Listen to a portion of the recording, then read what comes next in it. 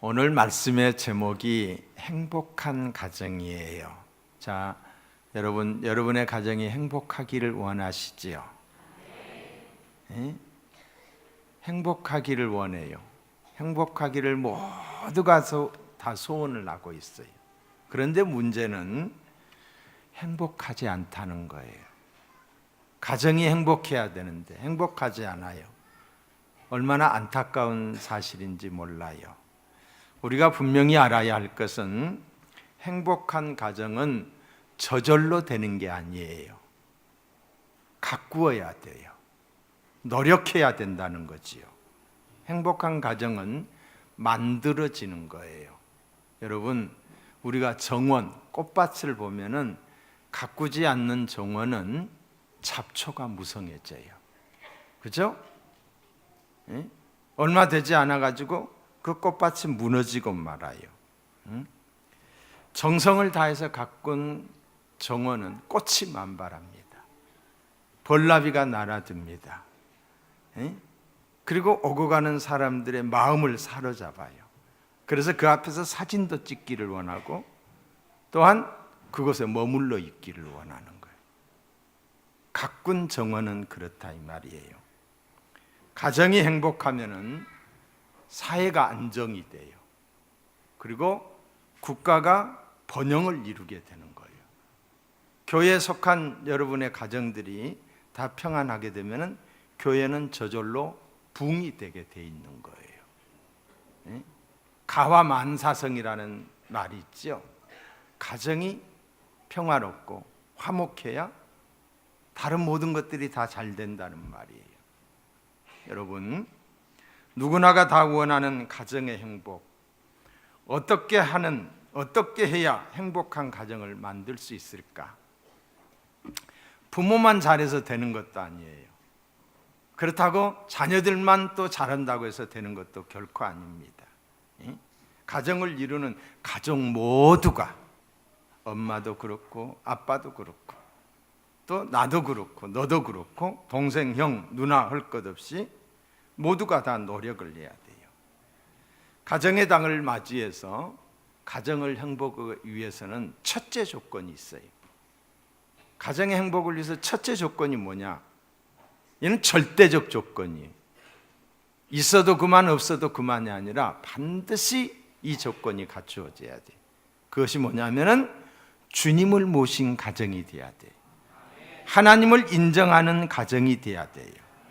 가정을 이루는 가족 모두가 엄마도 아빠도 나도 동생도 형도 누나도 뭐 해야 되느냐? 하나님을 인정해야 돼요. 하나님을 온 가족이 하나님을 나의 하나님으로, 하나님을 우리 가정의 하나님으로, 예수님을 나의 구주로 고백해야 돼요. 그리고 세상 끝날까지 우리와 항상 함께 하시겠다고 약속하신 성령님이 우리 가정에 계심을 인정하고 환영해야 돼요. 주님을 모신 가정이 돼야 된다는 거지요.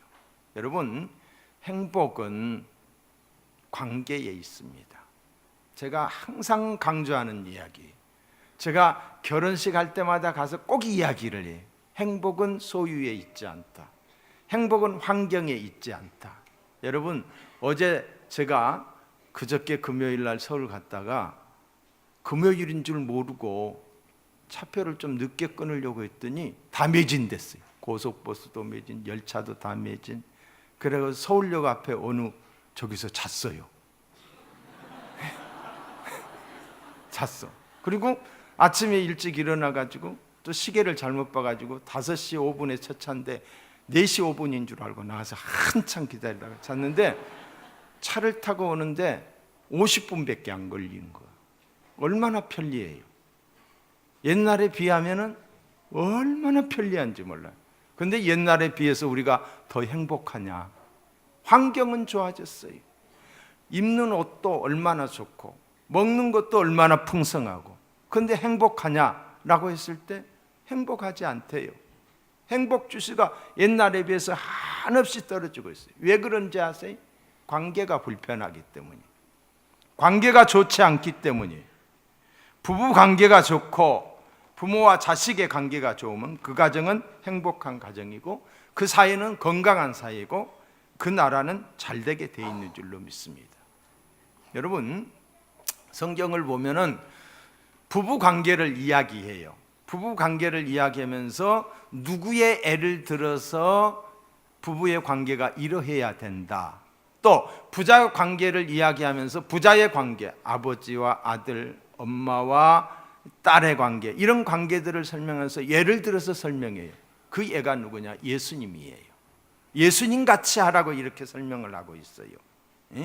에베소서 5장 22절로 23절의 말씀을 보시면은 아내들이여 자기 남편에게 복종하기를 주께 하듯 하라. 이는 남편이 아내의 머리됨이 그리스도께서 교회의 머리됨과 같음이니 그가 친히 몸의 구주시니라. 그리스도께서 교회의 머리됨과 같이 아내들이 남편에게 복종해야 된다라고 말을 하고 있어요. 또한 남편들에게 말을 합니다. 남편들에게 남편들아 아내 사랑하기를 그리스도께서 예수께서 교회를 사랑하시고 위하여 자신을 주신같이 하라. 우리 주님이 교회를 사랑해서 죽기까지 사랑했잖아요. 마찬가지로 남편들도 아내 사랑하기를 그렇게 사랑하라고 말하고 있는 거예요. 에베소서 6장 1절에 보면은 자녀들아 너희 부모를 주 안에서, 주 예수 안에서 주 안에서 순종하라. 이것이 옳으니라. 그렇습니다. 주님을 모시고 주님의 가르침을 따르는 가정이 행복할 수 있고 건강할 수 있다는 거예요. 엄마도 아빠도 그리고 나도 주 안에서 부모에게 순종하고 서로 사랑하는 이런 가정이 행복한 가정이라는 거예요. 에베소서 6장 10절에 보시면은 정말로 너희가 주 안에서와 그의 힘의 능력으로 강건하여지고 그랬어요. 어떻게 해서 강건할 수 있고 어떻게 해서 형통할 수가 있느냐? 주 안에서라고 했어요. 주 안에서, 예수 안에서 뿐만 아니라 그 힘의 능력으로 강건해진다고 했습니다. 모든 관계의 중심이 주 안이어야 돼요. 예수 안이야예요. 내가 기준이 아니에요. 내 힘으로가 아니에요. 주님이 주시는 힘으로 사랑하고 주님 사랑으로 서로 사랑하고 주님이 주시는 은혜로 서로 용서하고 주 안에서 서로 기도하는 거예요. 주님의 가르침이 내 삶에 실천되는 거예요. 그래서 예수를 진짜로 믿게 되면 찬송이 저절로 나와요. 어떤 찬송이? 어려움 있고 힘든 고난의 환경 속에서도 이런 찬송이 나와요. 주 안에 있는 나에게 땅 근심이 있으랴. 주 안에 있는 나에게 근심이 없어져요. 예수 안에 있게 되면 그리 되는 줄로 믿습니다. 원수마귀 사탄이는 어떻게 해서든 이 관계를 깨뜨리려고 해요. 주님과의 관계를 깨뜨리려고 해요. 주 안에 거하지 못하게 해요. 주님을 내 인생의 주인이 아니라 내 인생의 변두리로 몰아붙이는 거예요. 우선이 아닌 차선에 두려고 해요. 여러분, 하나님이 가장 싫어하는 것이 뭔지 아세요? 우상이에요. 우상 숭배하는, 나 외에 다른 신을 두지 말라 그랬어요. 자, 여러분, 하나님보다 더 사랑하고 하나님보다 더 의지하고 하나님보다 더 우선하는 것, 이게 우상이에요. 하나님은 질투하는 하나님이라고 했어요. 하나님보다 더 사랑하는 것이, 그것이 물질이 될 수도 있어요. 돈이 될 수도 있어요. 하나님보다 더 의지하는 것이 돈이 될 수도 있어요. 그것이 우상이에요. 그것이 하나님과 우리의 관계를 깨뜨리는 거예요. 에덴 동산에서 하와를 유혹한 원수마귀 사단이는 지금도 우리와 하나님의 관계를 깨뜨리려 가고 있습니다. 주님과의 관계가 깨지면 부부의 관계가 건강하지 못해요. 부자의 관계도 건강하지 못해요. 주님의 말씀이 그 가정에 없기 때문이에요. 물 떠난 고기와 같고 세상에 갇힌 새와 같은 거예요. 물을 떠난 고기가 어떻게 살 수가 있어요?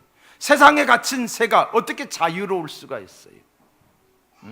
주님이 여러분의 가정의 주인이 되고 하나님을 여러분의 가정에 하나님으로 모실 때에 참 평안이 있게 되는 줄로 믿습니다. 여러분, 여러분의 신앙생활을 한번 점검해 보세요. 옛날에 비해서 형편이 좋아졌어요. 너무너무 좋아졌어요. 그렇잖아요. 얼마나 잘 살고 있어요. 부족함이 없어요. 먹을 것도 풍성하고 입을 것도 많고 그렇잖아요. 그런데 옛날에 비해서 내 신앙이, 주님과의 관계는 어떠한가? 주님과의 관계는 많이 멀어졌어요. 기도가 식어져 버렸어요. 아파트의 평수는 늘어났는데 각각이, 나도 방이 있고 너도 방이 있고 엄마도 방이 있고 방이 다 따로따로 있는데 어때요? 가족관계가 더 좋아졌나요? 가족관계는 뿔뿔이에요. 각자 생각이 따로예요. 여러분, 집에 거는 이 액자 중에 이 집은 그리스도는 이 집의 주인이시오라는 그런 액자가 있어요. 그렇죠? 주님이 내 집의 주인이 되기를 원하는 마음으로 이 액자를 아마 걸어두었을 거예요. 그런데 그 사람들이, 그 집에 사는 사람들의 사는 모습을 보면은 주님은 액자의 주인에 불과합니다. 가정의 주인이 아니라는 거지요. 주님 대접을 하지 않는 거예요. 주님을 주인으로 의식하지 않아요. 인정하지 않습니다. 슬픈 일입니다. 그래서 너무나 많은 가정에서 별것도 아닌 것을 가지고 서로 다투어요. 아무것도 아닌 것을 가지고 서로 싸워요. 부부끼리, 형제끼리 서로 주도권 다툼을 나눈 거예요. 가족의 주도권은 하나님께 있습니다. 가족의 주인은 하나님이십니다. 주인 되시는 하나님의 말씀 앞에 모두의 주의 주장이 잠잠해져야 돼요. 하나님의 말씀보다 누구의 생각이 앞서고 하나님의 권위보다도 누구의 권위가 앞서면 가족 구성원의 모두가 다 상처투성이가 되는 거예요. 서로 주의 주장을 하다 보니까. 시편 127편에 보시면은 여호와께서 집을 세우지 아니하시면은 세우는 자의 수고가 헛되며 여호와께서 성을 지키지 아니하시면은 파수꾼의 경성함이 허사로다. 여호와께서 집을 지켜주셔야 돼. 세워주셔야 돼. 그래야 그 가정에 진정한 행복이 있는 거예요. 민족의 지도자 여호수아는 이런 신앙의 고백을 했어요. 여호수아 24장 15절을 보시면 너희 섬길 자를 오늘날 택하라. 오직 나와 내 집은 여호와를 섬기겠노라고 했어요. 오직 나와 내 집은 여호와를 섬기겠노라. 자, 여러분 손을 한번 들어보세요. 그리고 따라서 여러분이 다짐해 보세요. 오직 나와 내 집은 여호와를 섬기겠노라. 하나님을 여러분의 가정의 주인으로 섬길 수 있기를 주님의 이름으로 축복합니다. 하나님을 온전히 모신 가정이 복을 받아요. 시편 128편 1절에 보시면 여호와를 경외하며 그 도에 행하는 자마다 복이 있도다. 하나님을 경외해야 돼. 말씀대로 살기를 축복합니다. 그렇다면 여러분은 복의 주인공이 될 줄로 믿습니다. 또한 좋은 부모가 돼야 돼요. 하나님을 가정의 주인으로 모실 뿐만 아니라 좋은 부모. 행복한 가정은 좋은 부모에 의해 만들어집니다.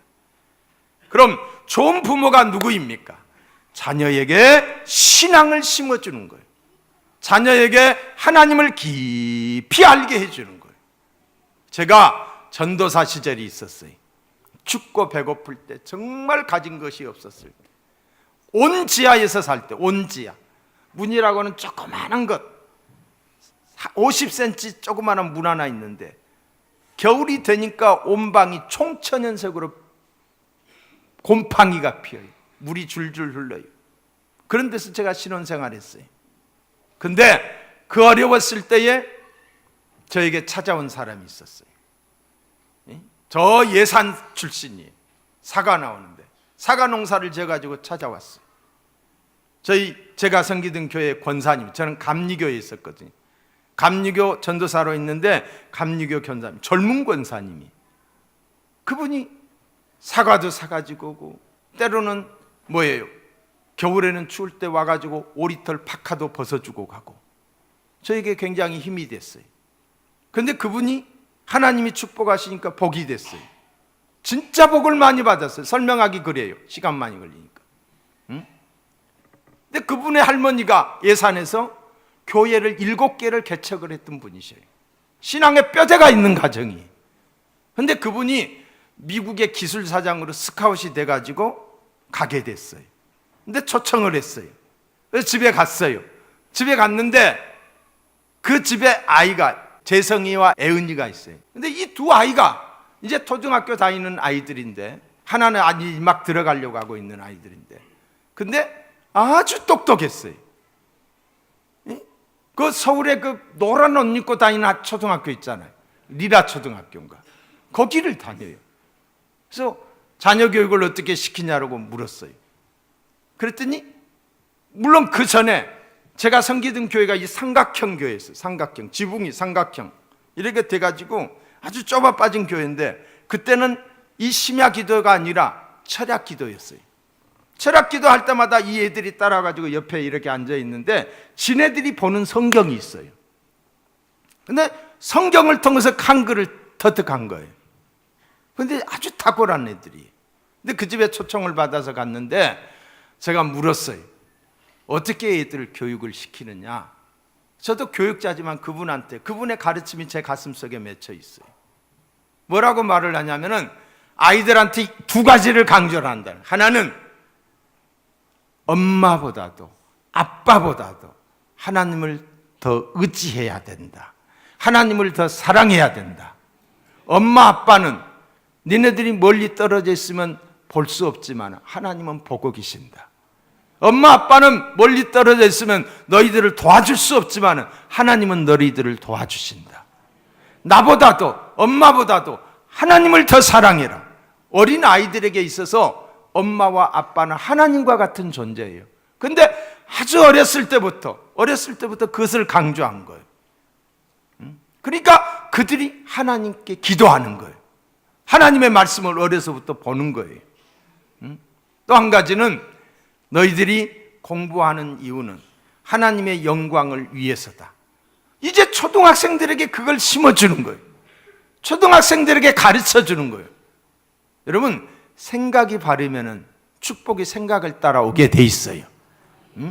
어린아이들이, 여러분, 뭐 어린아이니까 기도 못한다, 어린아이니까 뭘 모른다, 아니에요. 예수님도 어린아이를 인정했어요. 어린아이라 하지만은 우리의 자녀들이 믿음만 들어가게 되면 어린아이들도 기도해요. 어린아이들도 말씀 보면서 깨닫고 어린아이들에게도 주의 은사가 임하는 거예요. 근데 우리가 얼마나 많은 부분에서 어린아이들을 어린아이 취급을 해버리는 거예요. 아니요, 어린아이가 어른보다 더 깨끗해요. 더 순수해요. 더 말씀을 더 잘 받아들여요. 어린아이들에게 신앙교육을 바르게 시켜야 될 줄로 믿습니다. 신앙교육을 바르게 시켜야 되는 거예요. 신앙교육을. 자, 좋은 부모가 되려면은 어머니는 어머니의 자리에 있어야 돼요. 아버지는 아버지의 자리의 위치를 지켜야 돼요. 자녀들에게 필요한 것이 무엇이냐? 격려해주고, 지지해주고, 칭찬해주고, 기다려주는 거예요. 어떤 형편에 있든지 부모가 아이들에게 나는 네 편이야, 나는 너를 사랑해, 너를 믿어. 때로는 할 말이 많지만은 부모의 수준에서 지금은 아이가 철이 없어서 못 알아듣기 때문에 아픈 마음을 누르면서 할 말을 안 해야 될 때도 있어요. 근데 내 수준에 맞춰서 아이들에게 막말을 하는 거예요. 그게 아이들에게 상처가 되는 거예요. 그가 상처가 돼가지고 아이들이 부모 보는 앞에서 역행을 하는 거예요. 더 안 좋은 짓을 하는 거예요. 하고 싶은 말이 많지만은 때로는 말을 안 해야 되는 거예요. 말을 안 해야 돼요. 이해하는 부모님이 필요해요. 자녀와 함께 꿈을 꾸고 그 꿈을 꾸는 아버지가 필요합니다. 고민을 함께 이야기할 수 있는 아버지가 돼야 되는 거예요. 아버지가. 애들이 아버지한테 고민을 털어놓고 아빠 이거 어떻게 해요? 이렇게 이야기할 수 있는 관계가 돼야 된다는 거죠. 그런데 안타깝게도 많은 부모들이 이것을 모릅니다. 자녀가 정말로 필요한 것이 무엇인지를 모릅니다. 어머니의 따뜻한 품이 있기 때문에 방황을 하지 않습니다. 그런데 그 품이 없기 때문에 방황을 하는 거예요. 꿈을 심어주는 아버지가 없기 때문에 지나친 기대에 자녀들이 주눅이 드는 거예요. 그리고 인터넷에 빠지게 되고 세상의 속으로 끌려 들어가게 되는 거예요. 사랑하는 성도 여러분, 좋은 부모가 되기 원하십니까? 자녀들에게 항구가 되시기를 바랍니다. 따라합시다. 항구. 항구는 언제나 그 자리에 있습니다. 갈매기는 떠나도 항구는 그 자리에 있습니다. 여객선은 떠나도 항구는 그 자리에 있습니다. 항구는 언제나 그 자리, 부모는 그 자리, 부모의 자리에 있어야 돼요. 언제나 말입니다. 언제나 따뜻한 품이 있고 꿈을 실어주는 부모, 학교 갔다 오면 엄마도 없고 아빠도 없고 맞아주는 이가 없어요. 항구는 배를 안전하게 보호합니다. 항구는 배에 필요한 것을 채워줍니다. 기름을 넣어주고 안전점검을 해줍니다. 항구는 나갔던 배가 돌아와서 쉴 수 있는 곳이에요. 자식이 나갔다가 돌아오면 쉴 수 있는 것, 그것이 부모의 품이에요. 그의 항구예요. 좋은 부모가 되고 싶다면 자녀들에게 등대가 되어줘야 됩니다. 따라합시다. 등대. 등대는 위험을 경고합니다. 등대는 길을 알려줍니다. 등대는 캄캄한 밤에 빛을 비춰줍니다. 부모는 등대입니다. 배는 등대를 보고 갑니다. 폭풍을 헤쳐나가는 것은 배가 할 일이에요. 자녀가 할 일이에요. 자녀의 몫이에요. 배의 몫이에요. 자녀가 할 일을 대신해주는 부모는 어리석은 부모예요. 뭐든지 다 해주는 부모는 어리석은 부모다 이 말이에요. 자녀들에게 고기를 물려줄 것이 아니라 고기 잡는 방법을 가르쳐줘야 되는 거예요. 부모는 신앙의 모범을 보임으로 자녀들로 하여금 구원의 확신을 갖게 하고 기도하는 법을 가르치며 예수 믿는 삶이 이뤄야 된다라고 하는 것을 자녀들에게 삶으로 가르쳐야 될 줄로 믿습니다. 이런 부모가 좋은 부모다. 여러분, 오늘 이곳에서 우리 자녀들과 함께 예배를 드리는데 이미 자녀들이 커버린 자녀들도 있어요. 내가 바르게 자녀 교육하지 못한 것에 대해서 하나님께 회개하셔야 돼요. 또한 여기 있는 자녀들과 같이 있는 어린 자녀들, 그런 부모가 될 수 있기를 다짐하는 시간이 되기를 축복합니다. 또한 좋은 자녀가 있어야 돼요. 하나님을 모신 가정, 또 좋은 부모, 그리고 세 번째로는 좋은 자녀예요. 행복한 가정은 좋은 자녀를 통해서 이루어집니다. 누가 좋은 자녀일까요? 여러 가지가 있지만은 오늘 제가 한 가지만 이야기하려고요. 자기 정체성을 알아야 돼요. 내가 누구인지를 알아야 돼요. 내가 누구인지를. 자녀들 가운데는 부모들에게 이렇게 말하는 애들이 있어요. 간섭하지 말라고. 내 인생 내가 산다고. 자녀들이 그렇게 말을 해요. 그러면서도 필요할 때는 다 요구해요. 희생을 요구해요. 필요를 요구해요. 그러면서 감사하게 생각하지 않아요. 내 인생 내가 산다고. 초등학생, 중학생만 돼도 그렇게 말을 해요. 내 인생 내 것이 아닙니다. 내 것 아무것도 없습니다. 다 하나님의 것이고. 근데 그 하나님을 향해서 또 뭐라고 말해요? 내 인생 내 것이라고. 하나님의 것인데. 여러분 따라 하십시다. 나의 나된 것은 하나님의 은혜입니다. 나의 나된 것은 하나님의 은혜입니다. 하나님의 은혜가 절대적이에요. 이 하나님의 은혜가 없으면 못 살아요. 여러분, 우리 인생이 살아가는데 절대적으로 필요한 게 뭐예요? 공기, 햇볕, 물, 이런 것들은 절대적인 것들이에요. 이게 없으면 한순간도 못 살아요. 이게 하나님이 다 주시는 것들이에요. 너무 크기 때문에 우리가 의식을 못하는 거예요. 물 공짜예요. 우리가 물값을 내는 것은 물 관리비만 내는 거예요. 하나님의 사랑이 너무 크기 때문에 모르는 거예요. 근데 하나님이 어디 있어? 내가 내 마음대로 사는 거지. 하나님의 은혜가 전절되면 아무도 못 사는 거예요. 여러분 다시 한번 따라 하십시다. 나의 나된 것은 하나님 아버지의 은혜입니다. 나의 나된 것은 부모님의 은혜입니다. 부모님의 은혜예요. 이 부모님의 은혜를 알아야 돼요.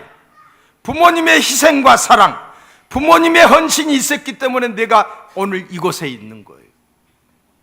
여러분 여기 있는 우리 어린 초등학생들, 여러분을 엄마가 뱃속에 이제 잉태를 했을 때 어떤 엄마는 1년 내내 밥도 제대로 먹지 못했어요. 입덧을 하다 보니까. 그리고 여러분들이 태어났어요. 태어났는데 낮과 밤이 바뀌어가지고 어떤 아이들은 100일 동안 계속 밤만 되면 울고 잠을 안 자는 거야. 그러니까 엄마가 여러분들을 안고, 남들은 다 잠자는데 안고 이리 왔다 저리 갔다 하면서 엄마도 잠 못 잤어요. 그리고 여러분들을 위해서 힘쓰고 애쓰고 일하고 땀 흘리고, 그래서 오늘 우리가 있게 되는 거예요. 근데 그 부모님의 은혜를 모른다? 그 부모님의 은혜를, 그 부모님은 오늘 나를 있게 이렇게 해주셨는데 내가 내 인생 내가 산다고? 그건 아니에요. 부모님의 은혜가 있기 때문에 여러분이 사는 줄로 믿습니다. 뿐만 아니라 부모는 자녀에게 큰 것을 바라지 않아요. 성경은 이렇게 말합니다. 잠언서 23장 26절에 보시면은 내 아들아 내 마음을 내게 주며 그랬어요. 마음을 내게 주며. 여러분 뭐 때에 따라서 뭐 용돈도 주고 옷도 사드리고 뭐 그러지만은 마음이 가지 않는, 마음이 실려져 있지 않으면 그건 아니에요. 마음을 다해서 부모님을 존경해야 돼. 어떤 사람이 자식을 낳았어요. 자식을 낳았는데 자식이 너무 이뻐요. 자식이 이뻐하지 않는 부모가 어디 있어요? 다 이뻐하지. 근데 나이 드신 부모는 그냥 뒷전에 두고서 나이 드신 부모님 앞에서 자기 아이를 사랑하는데 얼마나 사랑하는데 이리 뻘고 저리 뻘고 쪽쪽 뻘고 또 뻘고 너무너무 사랑을 하는 거예요. 그러니까 엄마가 그 모습을 보면서, 할머니가 그 모습을 보면서 네 새끼 이쁘냐? 그렇게 물었어요. 네 새끼 이쁘냐? 그러니까 이쁘지? 얼마나 이쁘냐? 최고로 이쁘다는 거예요. 뭐 그러면서 또 쪽쪽 뻘고 이리 뻘고 저리 뻘고 그러는 거예요. 그래서 엄마가 이렇게 말을 했어요. 나도 너를 그렇게 키웠느니라. 그러니까 이 아들이 뭐라고 한지 아세요? 아무려며. 여러분 그런 자식이, 그렇게 자기 자식 이뻐하는 그 아들이 나중에 그 이뻐하는 자식에게 효도 받을 수 있을까요? 효도 못 받아요. 그 자식도 똑같이 그렇게 할 거예요. 왜? 보고 들은 것이 그거니까. 부모님에게 소홀히 했기 때문에. 내가 부모님을 소홀히 하려면은 내 자식 또한 나를 소홀히 하는. 왜? 그것이 학습이 되었기 때문에, 그것이 몸에 배어 있기 때문에 그런 줄 아는 거예요. 그렇게 해도 되는 줄 아는 거예요. 그럼 부모님 소중히 여겨야 돼요. 부모님 귀하게 여겨야 돼. 부모님 말씀에 여러분이 순종해야 돼. 순종할 때 하나님, 부모님 말씀에 순종할 때 하나님이 복을 주시는 거예요. 저는 우리 교회에 있는 어린아이들이, 우리 교회에 있는 어린 학생들이 부모님의 말씀에 절대 순종해야 돼. 내 마음대로 산다. 여러분 학교에서 지금 이런 걸 가르치고 있어요. 제가 이걸 보면서 깜짝 놀랐어요. 최근 그 동아출판사 중3 사회 2에 나오는 내용이에요. 그대로 읽어드립니다. 부모가 자녀의 이메일을 열어본다든지 여자아이에게 설거지를 시키면 이를 인권침해로 여겨 국가인권위원회에 신고하든지 지역신문에 의견을 내든지 경찰서에 고소를 해라. 이게 요즘 학교 아이들이 가르치는 교과서. 있는 그대로 내가 지금 가지고 온 거예요. 뭘 강조하다 보니까 이래요? 인권을 강조하다 보니까 이렇게 되는 거예요. 인권. 뭐 늙어 죽을 인권이요? 응? 자기 책임과 도리도 다하지 못하는데 자기 인권만 강조하는 거예요. 이렇게 되다가 나라가 망하는 거예요. 응? 여러분, 우리 믿는 자녀들은, 믿는 아이들은 부모님의 말씀에 순종해야 돼. 부모님이 여러분들의 좋은 길로 인도하려고 하는 거예요. 여러분들도 하나님을 나의 하나님으로 인정하고 예수 그리스도를 나의 구주로 인정하고, 아멘. 부모의 말씀에 순종하며 살면은 하나님이 복을 내려주시는 거예요. 여러분이 여러분의 부모에게 효도할 때, 내가 아무리 나이가 지금 어리다 할지라도 언젠가는 여러분들이 부모가 될 거예요. 내가 지금 아무리 나이가 많다 할지라도 언젠가 그때 내가 자녀였을 때가 있었어요. 부모에게 순종하면 하나님이 축복하시는 줄로 믿습니다. 이 복이 우리 모두에게 있기를 주의 이름으로 축원합니다.